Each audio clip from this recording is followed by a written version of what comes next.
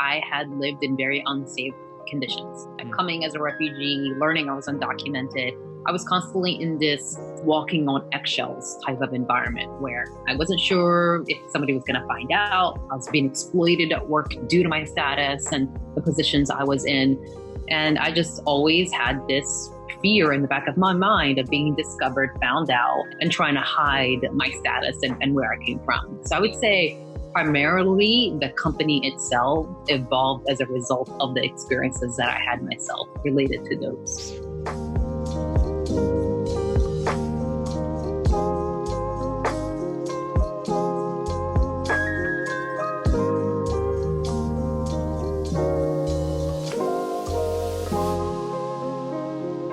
All right, Yasmine, I really appreciate you taking the time to be here on the Social Entrepreneurship and Innovation Podcast. For folks who aren't familiar with you, would you mind introducing yourself and share a little bit about what it is that you do? Sure. My name is Yasmine Mustafa. I'm the CEO and co-founder of a tech company in Philadelphia called ROAR for Good, ROAR.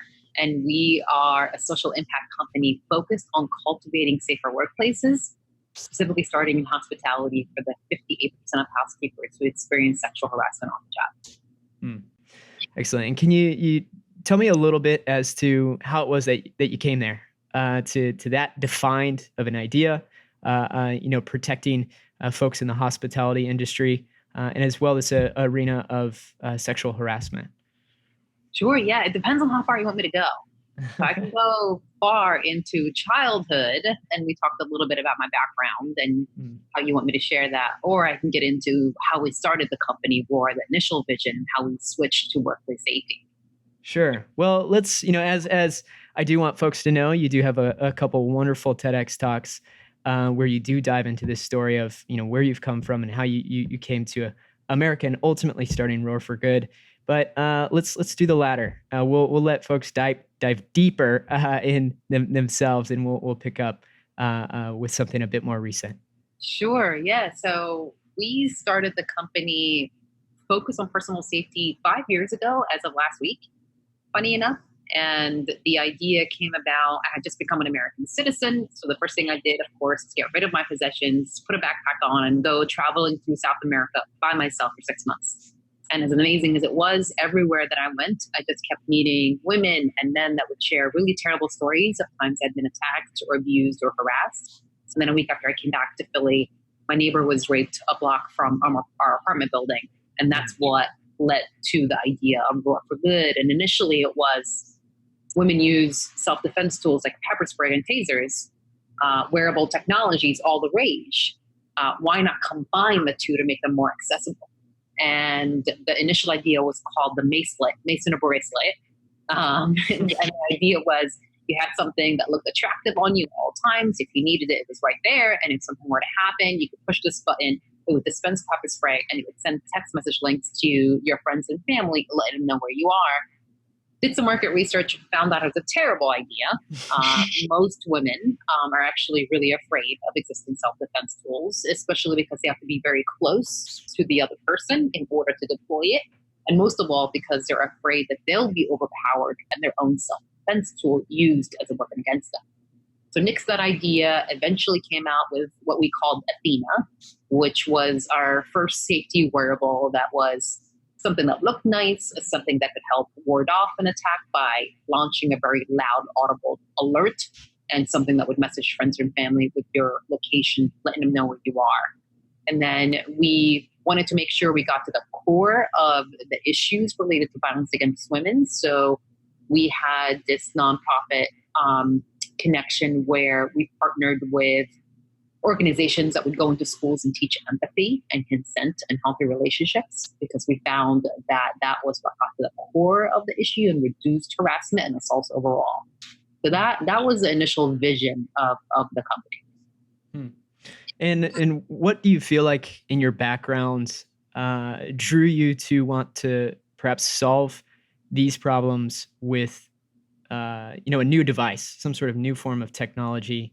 Why was your appetite in solving these problems that way? Yeah, it's a good question, and I might break your rule in terms of leaving No, please, that please. behind. But I would say, for the most part, it was just I had lived in very unsafe conditions. Mm, Coming as a refugee, learning I was undocumented, I was constantly in this walking on eggshells type of environment where I wasn't sure if somebody was going to find out. I was being exploited at work due to my status and the positions I was in. And I just always had this fear in the back of my mind of being discovered, found out, and trying to hide my status and where I came from. mm, So I would say primarily the company itself evolved as a result of the experiences that I had myself related to those. But in terms of technology, what's interesting is I don't have a technology background. I'm a non-techie running a tech company still to this day. It led me to start a nonprofit to help women how to code, belong to a board to help kids of color learn how to code. But I would say, in terms of the biggest challenges that I've faced entering the world of technology, it's being a non technical person founding a technology company. And what's helped me with that is hiring people much smarter than me to execute on the idea, and then surrounding myself with members in my advisory team that know the technology so that as I'm speaking about, hey, here's the vision, here is what we're looking to do, this is what we want, they can pepper me with questions and make sure that I'm thinking about what the right technical questions that I need to ask if my technical team, my tech team hasn't already considered it. So it's a good way to make up for that lack of skill set. mm. I mean, was there any particular like tipping point for you where you did come to the realization like, oh, I'm going to need additional help here? Because I mean, myself, I'm not technical, and to be able to come up with a solution that I think you've come up with, I'd be like, I'm not sure if I would even thought that that sort of thing was possible. I feel like I'd have needed a full room of people before I came up with a potential solution. So I'm not sure, was there any kind of inflection point where maybe you tried your hand at it in any sort of regard, and then It's knew that you needed to corral others around you? Yeah, I've always been a tinkerer. Like I would always take things apart when I was little and try to put them back together. And I would say Mm. 90% of the time I didn't put them back together, but I was always fascinated with how things work. How did this alarm clock know the time? How does it keep ticking? And my vacuum cleaner, I would take it apart and be like, how does it suck up all the stuff? Like how does this actually work? And so I would say that interest definitely helped, but I think more than anything, it's just reading and learning about how technology has helped so many people, how technology is helping people walk again and see again and hear again, and feeling like that's a way to provide access to people that might not have it. I'm not going to get into the birth lottery and all that stuff, but that's Mm. partially why I really believe in technology and education as equalizers. So when I came up with the idea for ROAR, I knew I wouldn't be able to implement it, but if I talked to enough people and learned about what I would need, I could go find those people to help me execute upon it, and that's what I did. Mm. And so, what was that process like for you to source that proper team? Have you felt very apt and maybe naturally inclined towards hiring and assembling these like person kind of pieces in some way, or were there any kind of growing pains in that process? Yeah, a lot of growing pains in that process. So it was, I came back from North America South America in November of 2013. I didn't incorporate the company until September 2014. Mm. So I had the idea that assault um, outside my apartment happened a week after I came back. I had the idea for almost a year, and what I did is just talk to a lot of people about it. And that's when I learned I would need some kind of industrial designer. I would need an electrical engineer, a mechanical engineer to bring it all together. Mm. I met someone who really believed in the idea and helped me develop the very first prototype. It was a circuit board that did launch an alarm and send SMS messages. And then I took that prototype to an industrial designer, told her what to do, and hired her on a retainer basis to help me get the idea off the ground. She worked as a teacher at an industrial um, design program, and she had already made several products and brought them to manufacturing. And she did this as a side hustle, which Mm. worked really well because I wanted to really put some money into it to see if it was feasible in the first place. And I was able to take advantage of the little time she had with the little resources that I had to see if I could bring it to fruition. And then from there, I got accepted into this incubator that allowed me office space and connections to more people that helped me eventually get the funding that I needed to bring on an electrical and mechanical engineer to take it from very early stage prototype to get the funding needed to hire the people that would eventually take it to manufacturing and beyond. And two of the main people are still part of this team. Hmm. And so you say that was roughly a year between incorporating the company. Is that the similar timeline for, when you had the idea to when you had maybe a first kind of prototype device in hand? No. Well, I mean, I will say the first early prototypes, one was a circuit board. We used 3D printers a lot in terms of the shape of what it would look like. We would actually take those 3D prototypes and go to self-defense classes and have women wear them and have the instructor perform common attacks to see if the women could reach them or not, as a way to help us come up with the final design. We did prototypes from Shapeways, which were a little bit more realistic. And then eventually, when we brought our manufacturer on and we were going through the EVT, DVT, PVT process, that was when we had the very first real device that was going to go to customers. So from the idea to when I held the device in my hand, the one that was going to go out to customers, it was, I want to say close to 3 years. Did that feel like a significant moment? I've never had a kid. I've never done drugs, but I feel like it's got to be as close as you can get, because I still remember being in China and they had just finished putting together the assembly line, and they actually let me snap the face of the device onto the housing. And so I technically created I put together the very first Athena, and I held it in my hand right before putting it in the package.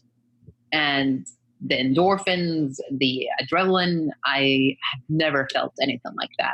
And it is an amazing, amazing, amazing feeling.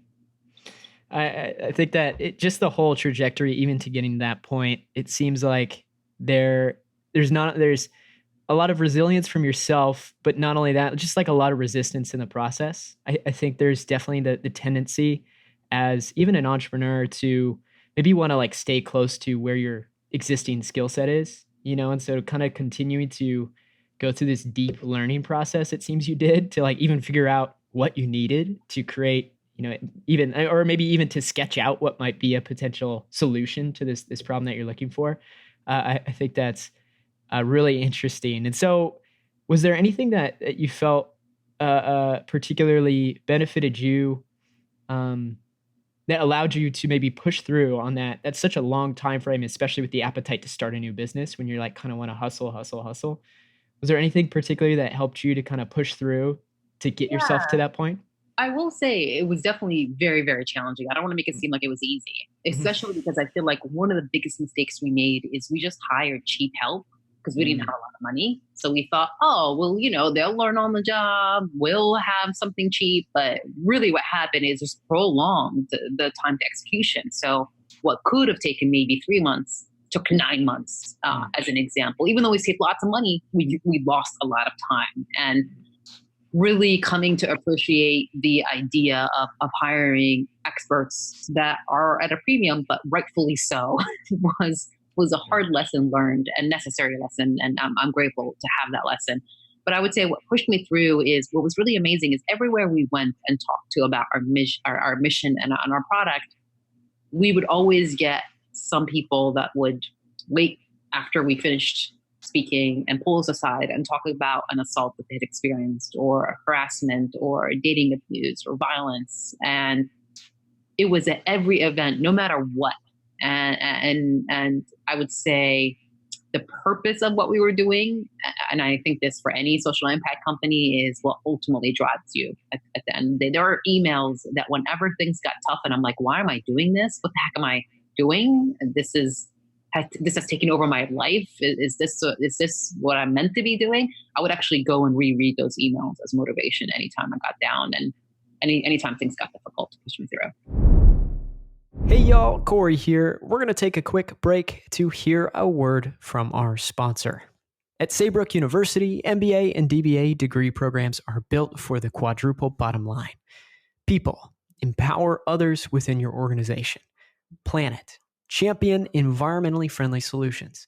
Profit, increase profit with integrity. And finally, purpose. When business is guided by purpose, everyone benefits. Saybrook MBA and DBA programs challenge conventional business practices in favor of disruptive innovation and sustainability. Explore a business administration program that is guided by purpose. Learn more at growensemble.com/Saybrook. SAYBROOK. That's growensemble.com/Saybrook. And so you have this device in hand, and definitely different from then to today. The company itself and the exact folks that you're targeting to serve have it's been tweaked a little bit, as you mentioned briefly when we started the conversation.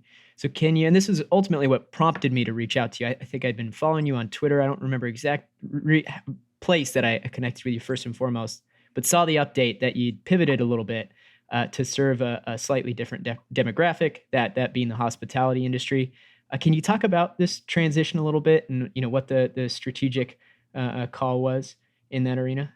Yeah, sure. Yeah. So the initial mission was to empower women, reduce assault, and transform society. And even though we have changed direction in terms of the product, what I'm really excited about is that we do still get to maintain the same type of vision. And what prompted it is once we started shipping the product in 2017, we saw that our customer acquisition costs tripled. So it just became much more expensive to advertise on social media.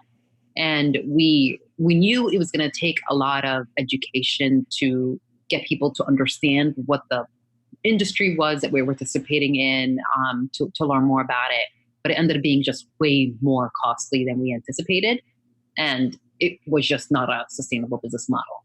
And as much as we wanted to stay in it, we would have run out of business if we would have. So it was right around that same time we started having companies like Comcast and real estate companies come to us to say, hey, we have employees that travel.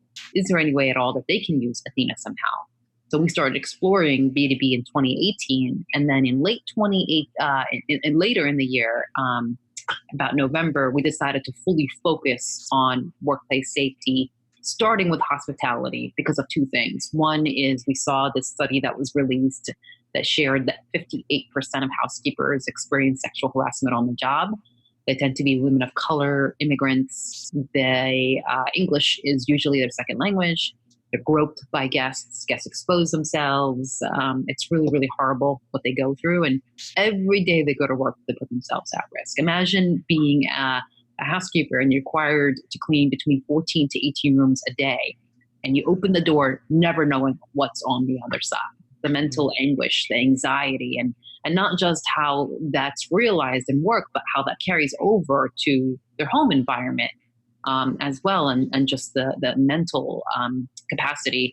So that was the one thing. And then two was that we learned that legislation, it had become such a problem that legislation had started to pass, forcing hotels to protect them. And part of it was supplying them with panic buttons or safety wearables. So seeing those two, that there was such a great need and that there was an outside forcing function forcing this particular industry to have something, a solution in place, we decided to go into that direction. So we started talking to a lot of hotel owners and managers and housekeepers. And what we learned is that on the business side, the managers and owners were really worried about loss of revenue, whether it was the penalties that might incur as a result of the legislation. Other solutions were very, very expensive. So what is that going to do to their bottom line? Or if something didn't work, what could that mean in terms of a lawsuit payout for them? Or that they would have to give. And from the housekeeper side, we learned that the biggest concern is, will it actually work? Will I know that it's working? So if I go into a room and I push the button, how do I know that something's happened? Or how do I know that in the top floor where there's a roof deck where Wi-Fi is not reliable, that alert's going to go through? So knowing that, we decided from the beginning to focus on reliability, making sure it worked no matter what, and then making sure that it was also cost effective as well, which very rarely do you hear that something's better and cheaper. And that was a huge challenge. And I'm really excited to say that our team was able to get there. Maybe hear it a lot, but not actually making it true. Yeah, Better, yeah, yeah. cheaper. And so, I mean, that all makes tremendous sense from like a business strategy component. But what was the transition from addressing the consumer issue or serving a consumer market to serving the B2B market? What was that like for you? You know, perhaps as far as personal engagement with the company, emotional engagement with the company. Really good question. Yeah, I mean, we're still supporting our Athena customers. So it's interesting working on a brand new product and new direction while having the remnants of the original one there. So for us, we had to do a complete realignment of the company. So that meant looking at the roles that we have, seeing which ones fit, which ones didn't fit.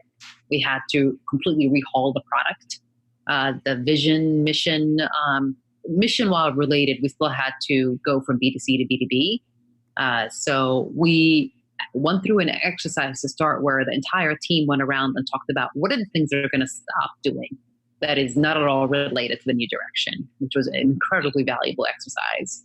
And then it was just researching and building. And I just finished raising a round of capital for this new direction, which was challenging, having started at something different and raising for something new. But what's really exciting is we're seeing the fruits of our labor. We're at a point now where we're in a handful of hotels. We're hearing feedback that we are indeed better and more cost effective than others.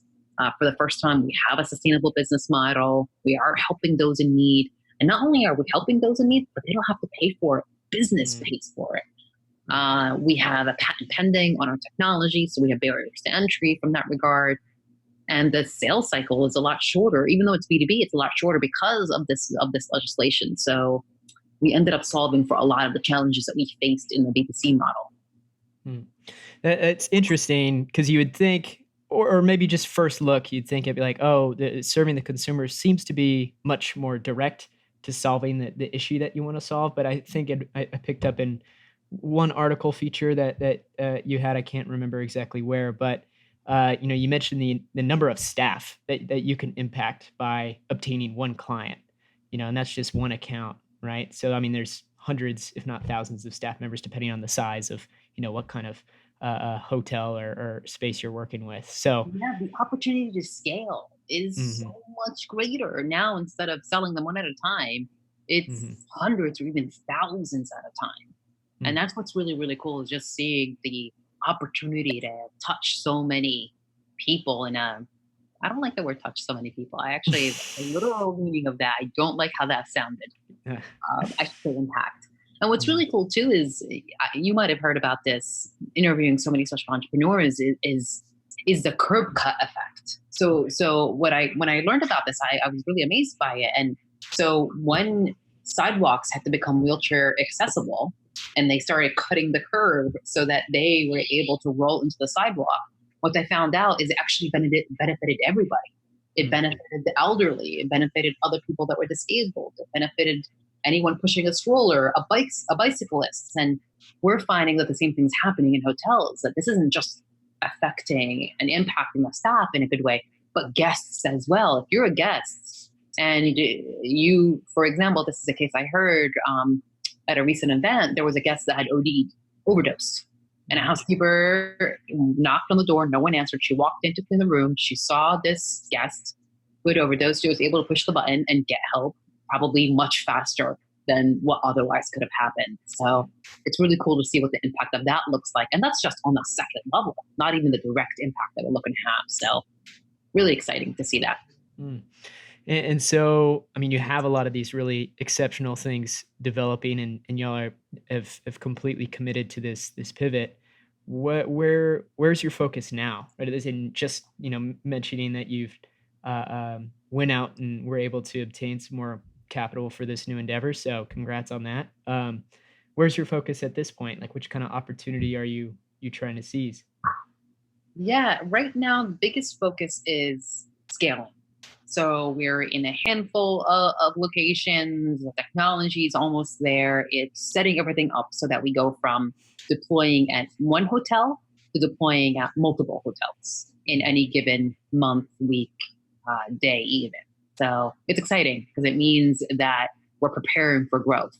We're making sure that we have as much automated as possible. We have the staffing partners, the customer support centers, all that stuff, getting it in place so that anytime we have a big hotel management company that lands, that we close, we can deploy quickly.